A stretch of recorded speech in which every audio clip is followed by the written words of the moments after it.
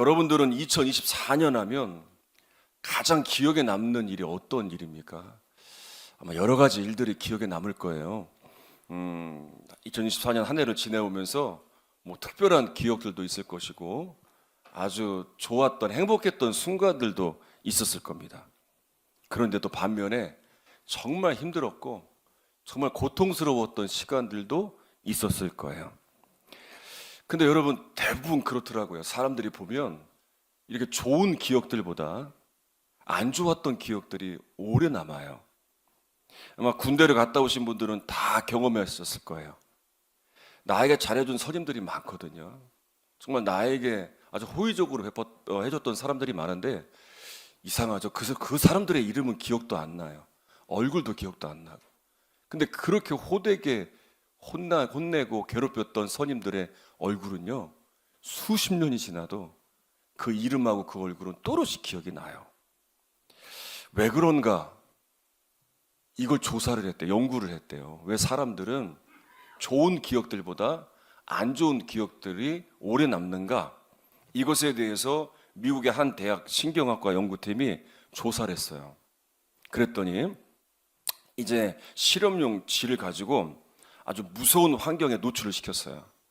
그리고 그 뇌 속의 장기 기억을 저장하는 부위인 편도체에 전달하는 그 어떤 활동들을 조사를 했는데 그렇게 안 좋은 것에 대하여 기억들을 이 저장 장치에 기억을 하는 거예요.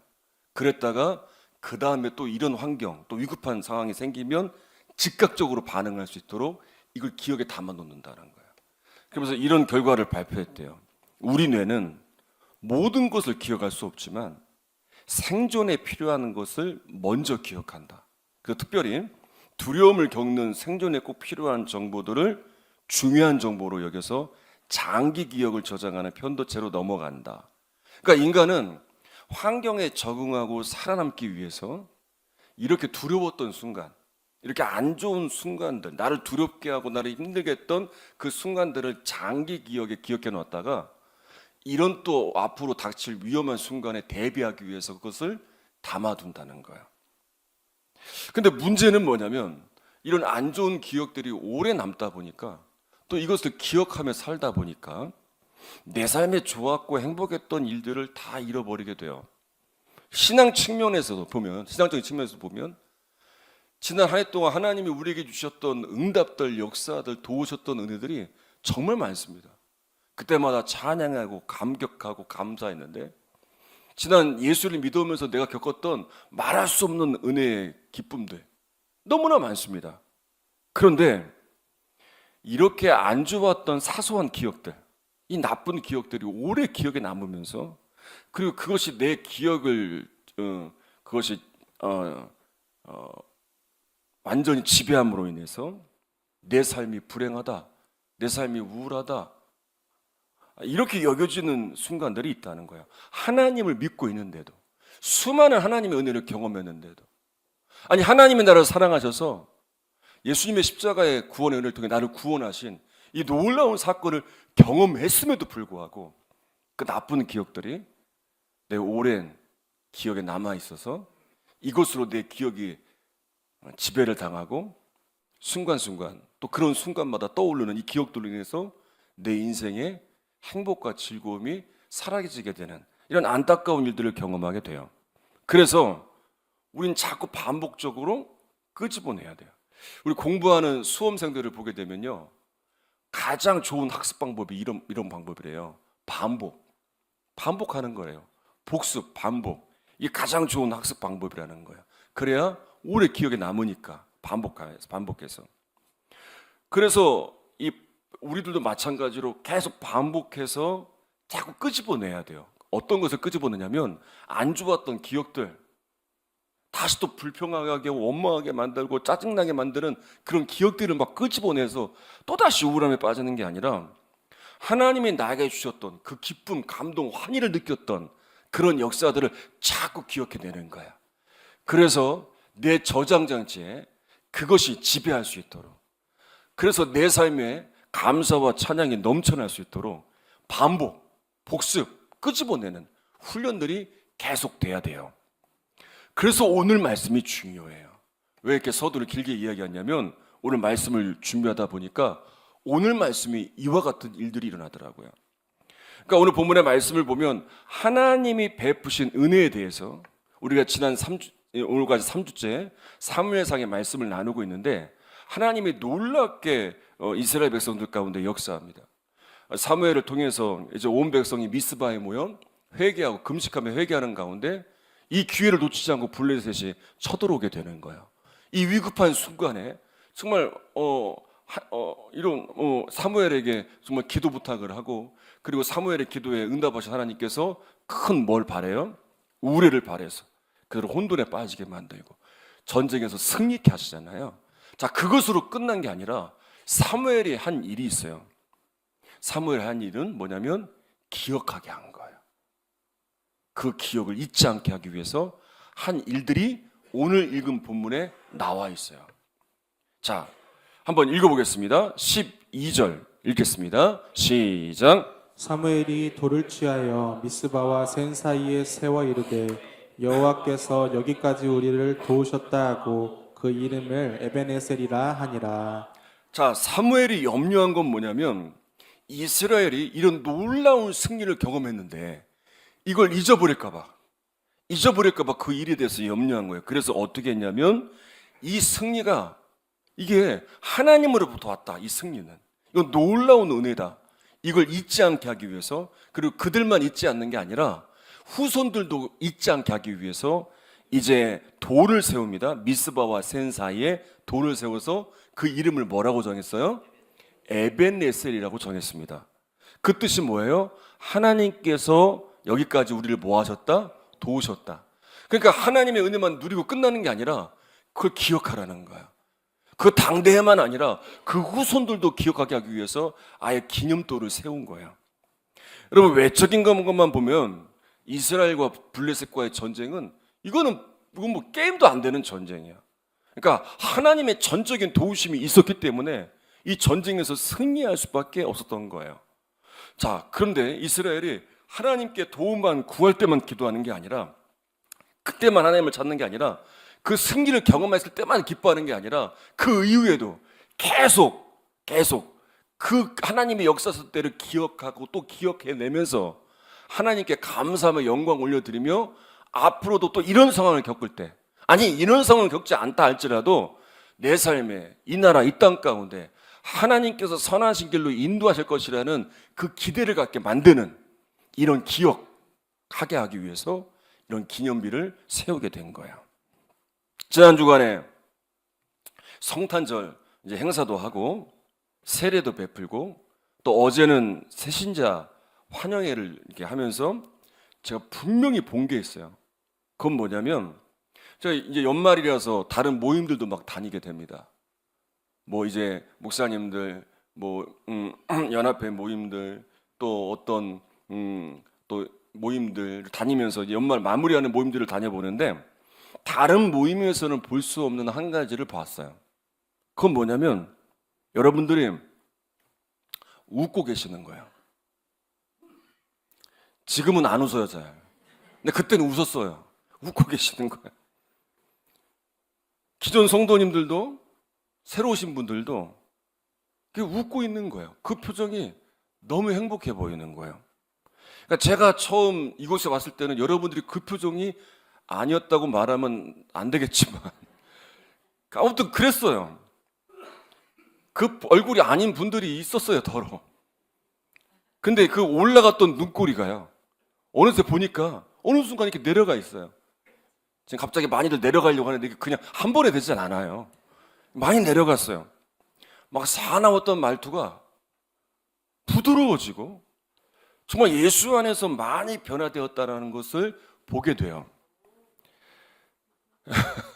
근데 이런 변화가 생기는 것은 나에게 임한 은혜가 어떤 은혜인지를 알게 되었기 때문에, 그리고 안 좋은 때를 막 기억하는 게 아니라 좋았던 때를 자꾸 기억하니까 하나님의 나에게 주신 은혜들, 막 그때 감동과 그때의 막 기쁨을 또 기억하고 또 기억하면서 그 하나님을 신뢰하면서 사니까요, 사람이 진짜 얼굴 표정이 바뀌어요.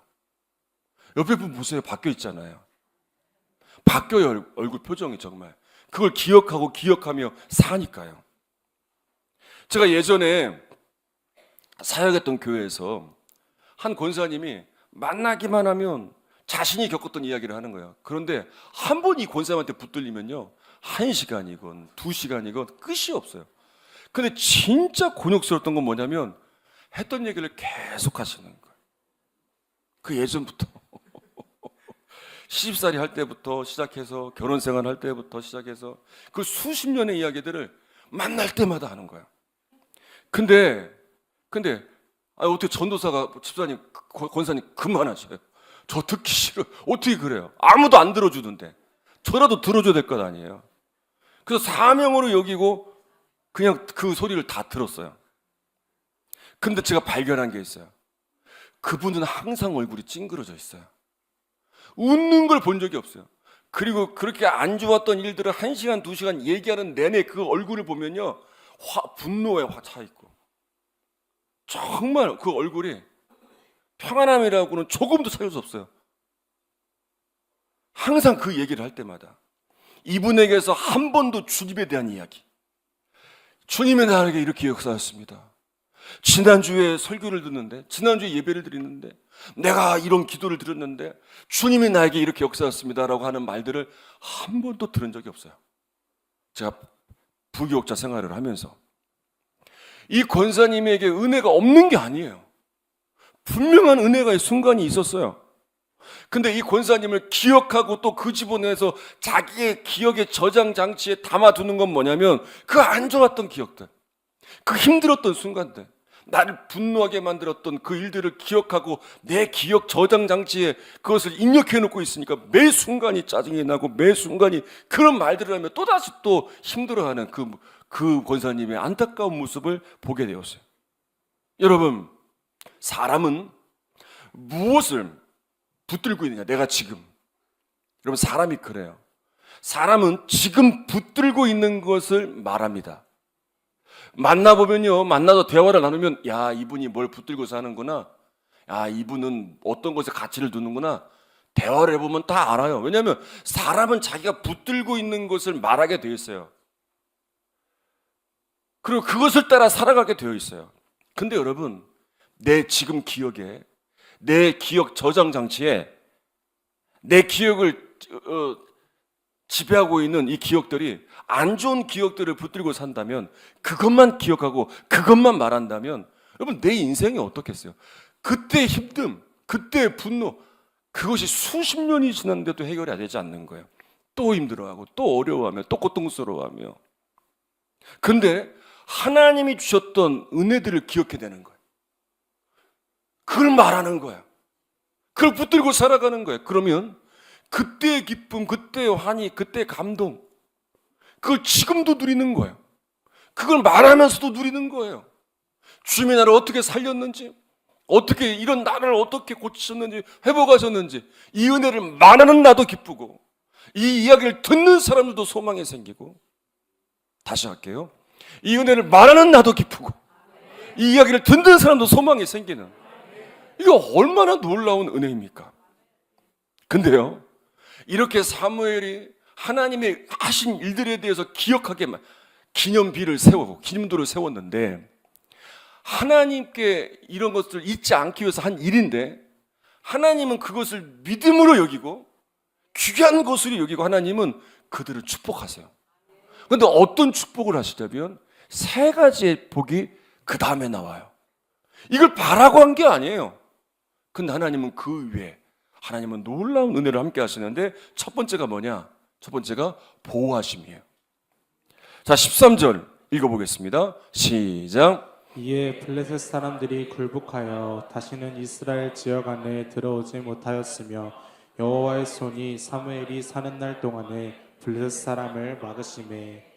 자, 블레셋 사람들이 굴복하였다, 다시는 이스라엘 지역 안에 들어오지 못하였다라고 말씀하고 있습니다.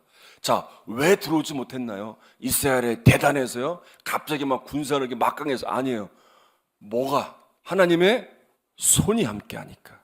하나님의 손이 함께하니까 아예 블레셋이 넘볼 수 없어요. 들어올 수가 없는 거예요. 하나님의 손이 보호하시니까. 그 어떤 세력도 여러분 어떻게 하나님 앞에 대적할 수 있습니까? 그 어떤 나라가, 그 어떤 세력이. 자, 하나님의 손이 성경 곳곳에 등장을 합니다. 하나님의 손이 등장할 때 하나님께서 심판도 하세요. 그리고 복도 주십니다.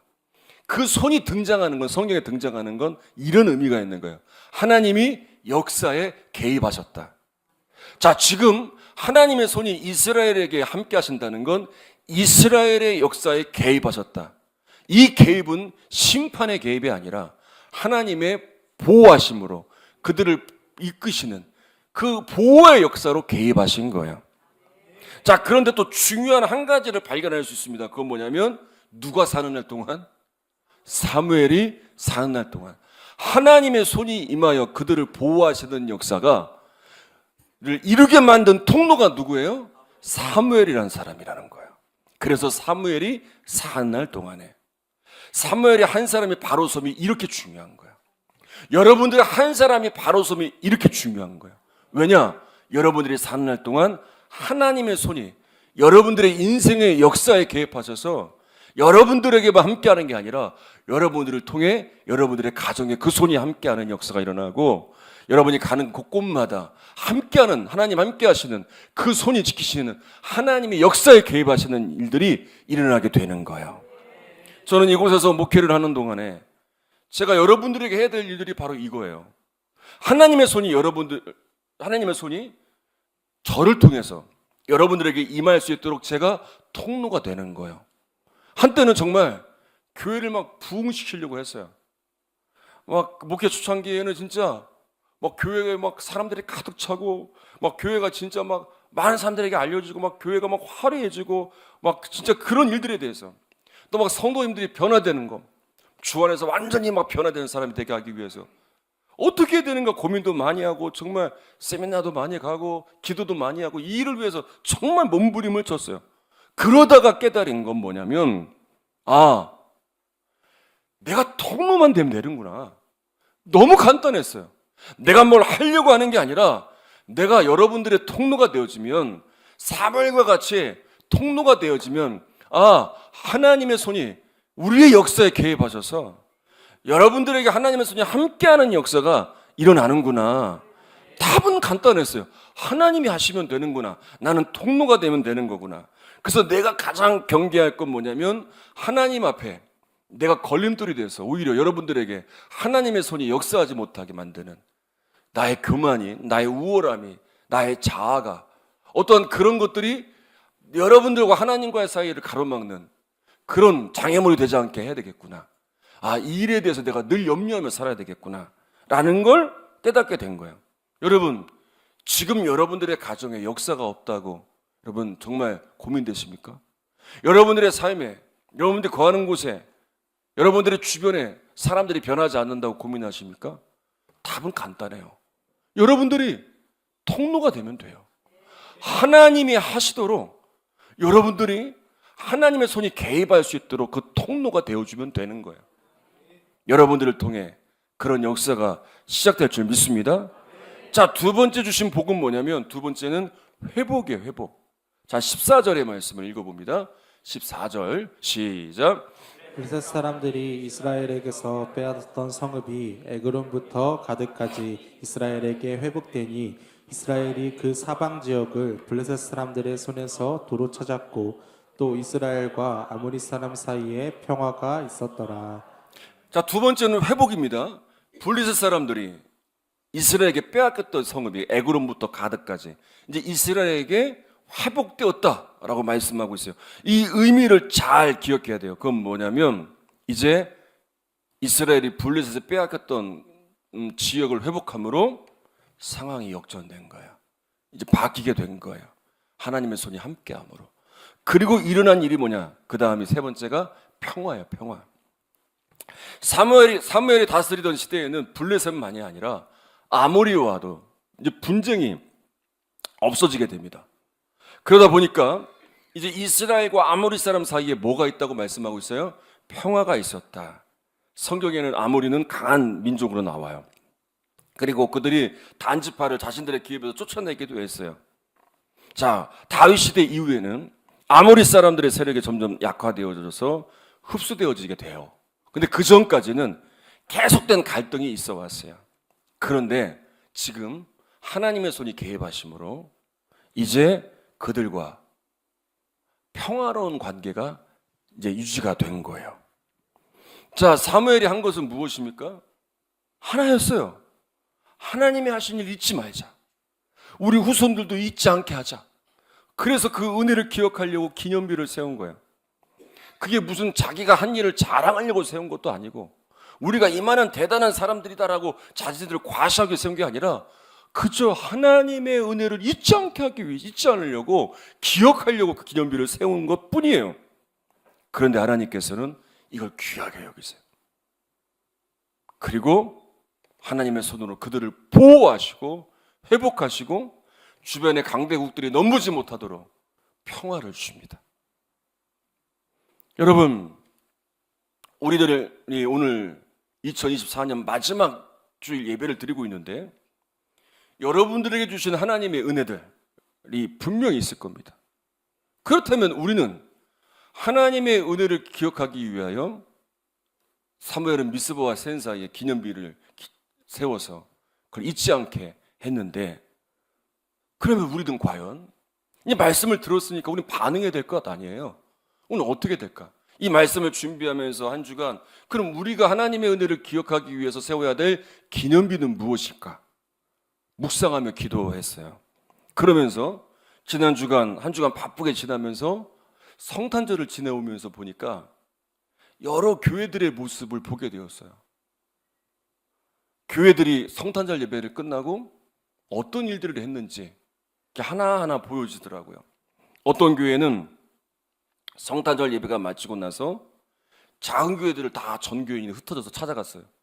수만 명이 모이는 교회인데 몇천 명의 성도들이 작은 교회들 다 찾아가서 같이 예배를 드리고 선물을 준비해서 나눠드리고 또 선교비를 드리고, 또 어떤 교회는 또 성탄절 예배를 드리고 나서 홀로 사시는 독거노인분들을 찾아가서 선물을 주고 함께 식사도 하고, 또 연탄도 가서 나눠드리고, 또 어떤 교회는, 어떤 청년 교회는 추운 날 거처 없이 추위에 방치되어 있는 노숙자분들, 그분들을 찾아가서 따뜻한 옷, 따뜻한 담요, 따뜻한 음료를 또 대접하는 청년들의 모습들. 이걸 보면서 그렇다, 우리가 하나님의 은혜를 기억하고 세워야 될 기념비가 이거다. 그러니까 우리가 세워야 될 기념비는 막 화려하고 거창하고, 내가 막 올해 막 이만큼 했습니다, 내가 막 이런 사람입니다, 막 우리 교회가, 우리 추산교회가 막 이런 교회입니다, 우리 추산교회 막, 이걸 내세우는 게 아니라 나의 행위, 우리의 행위를 드러내기 위한 자랑이 아닌 주님이 나에게 주신 이 은혜의 기억들을 가지고 주님이 하셨습니다. 주님이 자격 없는 나에게, 정말 자격 없는 우리에게 주님이 이런 은혜를 주셨습니다. 그러면서 그 은혜를 기억하면서 주변을 보면서 여전히 외로움 가운데 살고 있는 이들, 여전히 아픔 가운데, 고통 가운데 신음하고 있는 이들, 그들을 찾아가 작은 것이지만 그들의 손을 잡아주고 그들을 위해 기도해주고 위로해주고, 그것이 주의 은혜를 기억하는 기념비구나 라는 것을 깨닫게 되었어요. 오늘 새벽에 말씀을 보니까 아주 중요한 말씀을 하더라고요. 오늘 새벽에 나눈 말씀을 보니까 하나님의 은혜에 보답하는 것이 어떤 것인가 가르쳐주고 있더라고요. 하나님의 은혜에 보답하는 건요, 서운하는 걸 갚는 거래요. 우리가 늘 고민하잖아요. 어떻게 하면 하나님의 은혜에 보답할 수 있을까? 오늘 말씀에서 가르쳐주더라고요. 서운한 걸 갚는 거래요. 여러분, 하나님과 서운한 거 그냥 간 건 아니잖아요. 받은 은혜가 있기 때문에, 받은 감동이 있기 때문에, 내가 하나님을 이렇게 살아야겠다, 하나님 제가 이렇게 하겠습니다, 그렇게 나온 서운이잖아요. 그걸 지키는 게 하나님의 은혜에 보답하는 거예요. 여러분, 올해가 오늘까지 3일 남았네요. 얼마 남지 않았어요. 여러분, 이 시간들 또 새해를 맞이하면서 하나님이 주신 은혜들을 기억하고, 그리고 올 한 해 여러분들이 받은 감동이 있었을 거예요. 하나님이 나에게 이런 은혜를 주셨는데 내가 이렇게 해야겠다. 내가 이렇게 섬겨야 되겠다. 내가 이렇게 살아야 되겠다. 내가 이렇게 위로해야 되겠다. 내가 이렇게 해야 되겠다라고 약속한 것이 있다면, 여러분, 올해가 가기 전에 한번 지켜보세요. 그게 무엇이든지 그게 하나님의 은혜를 기억하는 것이고 그 은혜에 보답하는 것임을 이 한 주간 말씀을 준비하는 주의 종에게 또 오늘 새벽에도 분명하게 다시 한번 깨달음을 주셔서 우리 모두에게 나누게 하셨어요. 그때 여러분, 하나님의 손이 여러분의 인생에 개입하는 역사가 시작될 겁니다. 이 은혜가 함께하길 간절히 소망합니다.